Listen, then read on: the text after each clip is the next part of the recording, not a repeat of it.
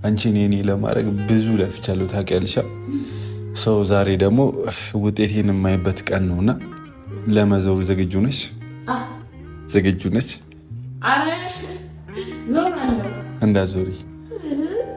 እሺ ዛሬ ይህንን ነገር ያደረግኩበት የራሴ የሆነ ትልቅ ምክንያት አለኝ። እንደነገርኳችሁ እየሰማሽ ነው አይደል? እንዳዞሪስ እንዳዞሪ ያው ምክንያት አለኝ። ይሄ ትውስታ ነው። ፉፉዬ ለምን መለስከው? አዎ ለነገሩ ትክክል ነህ ወንድም አለም። አዎ የረጋው ቅቤ ይወጣዋል። እስኪ ቆይ መጀመሪያ ሰላም ልበላችሁ። ሰላም እንዴት ናችሁ? ውድና የተከበራችሁ በመላው ዓለም የምትገኙ ኢትዮጵያውያን እንዲሁም ኤርትራውያን ሳኔ ቤተሰቦች እንዴት ናችሁ? ደህና ናችሁ? አለውን እግዚአብሔር ይመስገን ደህና ነኝ። እናንተ በያላችሁበት ሰላም፣ ፍቅር፣ ጤና እመኝላችኋለሁ።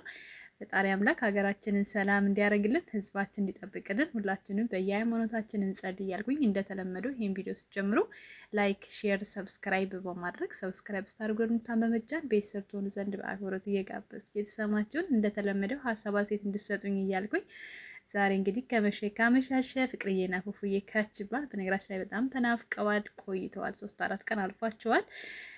ትናንት እንደውም በቲክቶክ ብቅ ብለው ነበር አመሻሽ ላይ። አጋጣሚ ሆኖ እኔ አላገኘኋቸውም፣ አልደረስኩባቸውም። ማታ በድጋሚ እንገባለን ብለዋል ሲሉኝ ጠብቄ ሳጣቸው ወጣሁ ማለት ነው። ብዙ ጊዜ ቲክቶክ አላተኩሩም እኔ በነገራችን ላይ ማለት ነው። የምለቀውን ለቅቄ ውጥት ነው የምለው። ያን ያክል እንደዚህ ትኩረት ሰጥቼ እዛ ላይ ስለማልቀመጥ አላያቸውም፣ ማመለጡ ማለት ነው። እና ጠፍተዋል ስትሉ አንዳንድ ልጆች ያው ልነግራችሁ ሞክሬያለሁ። በተለይ ቲክቶክ ማተተኩሩ ልጆች ሲጠፉ ምናምን ሲጨነቁ ስትጠይቁኝ ቲክቶክ ላይ ገብተው እንደነበረ የነገርኳችሁ ልጆች ያላችሁ ማለት ነው። እንግዲህ ዛሬ ደግሞ በዩቲዩብ ይመጣሉ፣ አይዟችሁ ጠብቁ ብያችሁ ነበረ። እንዳያችሁት እንግዲህ ደስ በሚል የድሮ ትውስታችንን እውነት ለመናገር ከዓመት በፊት የነበረ ፍቅርና ሰላምን ይዘውልን ከች ብሏል። ታስታውሳላችሁ? የዛሬ ዓመት ይቺ ቀለበት ምን እንደፈጠረች ምን እንደተፈጠረ። ወይኔ ጊዜ እንዴት ይሮጣል! ግን ዓመት አይሆነውም ማለት እኔ እንጃ። ብቻ ቀኑን በዚህ ነው ብዬ አላስታውስም፣ ግን ብዙ ነገሮች አልፈዋል። ብቻ ስለ ሁሉም ነገር እግዚአብሔር ይመስገን። እያለፍን በቃ ምንድን ነው የሚባለው? እነሱ ቅቤኛ ሳትሆነን አለን ወገን አለን አይደለም። ቅቤ እነሱ ናቸው። በብዙ ነገር በኮሜንት በቪዲዮ ይረገጣሉ፣ በስንት ነገር። እውነት ለመናገር እኔ ማለት ነው ሀሳባቸው የብዙ ሰዎችን እደግፋለሁኝ፣ ግን በጣም የሚያስጠላው የጥላቻቸውን ጥግ የሚያሳዩበትን እንጂ የፍቅራቸውን ጥግ የሚያሳዩበትን ልዩነት አይደለም እየተናገሩ ያሉት። ለዛ ነው በጣም የሚያስጠላኝ። ሰውን መክራችሁ ገስጻችሁ ወደ ራሳችሁ ማምጣት ስትችሉ በቃ ስድብ፣ አላስፈላጊ ነገሮች በጣም ሰውየውን ይሰብራሉ። እና ወደ ራሳችሁ ብትመለሱ መልካም ነው። እግዚአብሔር ፈቅዶ በአጭር ጊዜ ውስጥ መልካምና ደሳስ የሚሉ ነገሮችን ታያላችሁ ብያችሁ ነበር አደለ? በቀደም ካስታወሳችሁ በቀደም ሰራሁት ቪዲዮ ላይ ገና ብዙ የምታዩቸው ደሳስ የሚሉ ነገሮች አሉ ብያችሁ ነበረ። እንግዲህ የደስታችን መጀመሪያ አዲሱ ምዕራፍ ዛሬ ተጀምሯል። ፍቅርዬም እንግዲህ እንደምታዩት ጉንፋን ይዘዋታል፣ ግን ደግሞ በቃ ውበቷ እንደዛችው ናት። ምንም የምትለወጠው ነው የምትጨመር ነገር የለችም። እና ፉፉዬም እንግዲህ ዛሬ ጨረፍ ለማድረግ እንትን ብሏል። እውነት ለመናገር ርዕሱን አይቼ ኮሜንት መስጠት አልፈልግም ብዬ ቪዲዮ ስጨርስ ነው ወደ እናንተ የመጣሁት። እና ቀለበቱ በዛሬ ቀን መሆን እንዳልነበረበት በደንብ ያውቃል ፉፉ። ገባችሁ?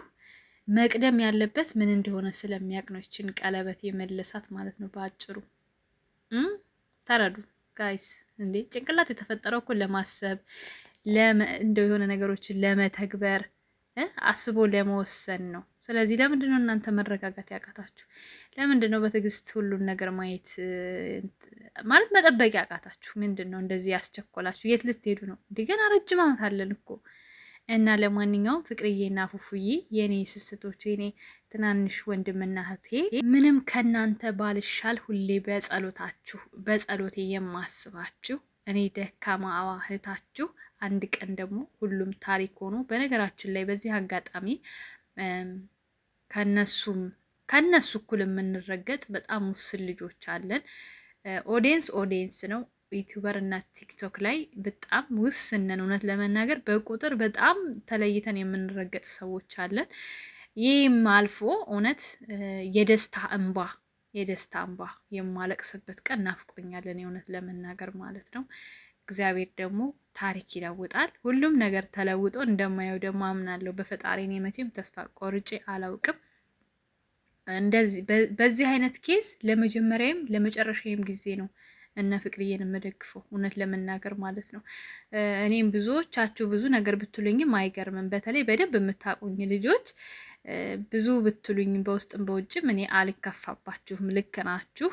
ስህተት እንዳለ አውቃለሁ፣ ግን ደግሞ ተስፋ ስላለኝ ነው በራሴ ማቀውም ተስፋም ስላለኝ ነው እዚህ ጋር ድረስ የመጣሁበት። ከዚህም በኋላ እኔ መቼም ተስፋ አልቆርጥም። እግዚአብሔር የፈቀደውን እንደሚያደርግ አምናለሁ ማለት ነው እና ብዙ መጥፎ ነገር ባትናገሩ ደስ ይለኛል። በቃ እኔም ጋር መታችሁ ይሁን እነሱም ጋር ሄዳችሁ ይሁን ብትቆጠቡ ለትንሽ ጊዜ ከቻላችሁ በጸሎታችሁ ብታስቧቸው፣ ያው በኋላ እንዳይቆጫችሁ ብዬ ነው። እኔስ ማለት መጥፎ ንግግር በጣም ጸጸት ነው የሚሆነው። እንደ ራሴ እኔ አሁን አንድ ሰው ተናግሬው ከሆነ ለምን ያን ያክል ተናገርኩት ብዬ እንድጸጸት ነው የሚያደርገኝ ቃል እና የሰው ልጅ ቃል የሰው ልጅ ይሰብራልም ይጠግናልም እና በተቻላችሁ መጠን ወደ ራሳችሁ ተመልሳችሁ በቤታችሁ እያለቀሳችሁ እውነት የምትወዷቸው ከሆነ በጸሎት አስቧቸው ለማለት እወዳለሁኝ። የዛሬ ጅማሬ ፉፉዬ በጣም ደስ የሚል ነበረ። ማንንም እንዳትፈሩ፣ ሁሌ እንደምነግራችሁ ሰው ምን ይለኛል፣ ከሌ እንዲህ አለኝ፣ ከሌ እንዲህ ወጣ፣ በቃ ያበጠው የፈንዳ መጨረሻው ስቴፕ ላይ ድረሱ። ሴት ነው ልላችሁ የምችለው እኔ እህታችሁ፣ እኔ ስደተኛዋ እህታችሁ ማለት ነው። ሁሌም እንደምላችሁ መጨረሻው ጥግ ድረስ ሂዱ። በቃ የመጨረሻውን ነገር አሳዩን። ጊዜ መስጠት አያስፈልግም፣ ይሉንታ አያስፈልግም። ሁሉም ማስደሰት አትችሉም። ሁሌ እንደምነግራችሁ ሁሉም ማስደሰት በፍጹም አይቻልም። የተወሰነ ሰው ሊከፋባችሁ ይችላል፣ የተወሰነ ሰው ደግሞ ሊደሰትባችሁ ይችላልና ውሳኔያችሁን አጠራርቁ፣ አትሸማቀቁ። ማንንም መፍራት አይጠበቅባችሁ። ፈጣሪያችሁንን ልባችሁን ሁሌም አዳምጡ ለማለት እወዳለሁ። ነገር ስላበዛውባችሁ በጣም ይቅርታ። መልካም ጊዜ ይሆንላችሁ። እወዳችኋለሁ። ቻው ቻው። ላይክ፣ ሼር፣ ሰብስክራይብ አትርሱ።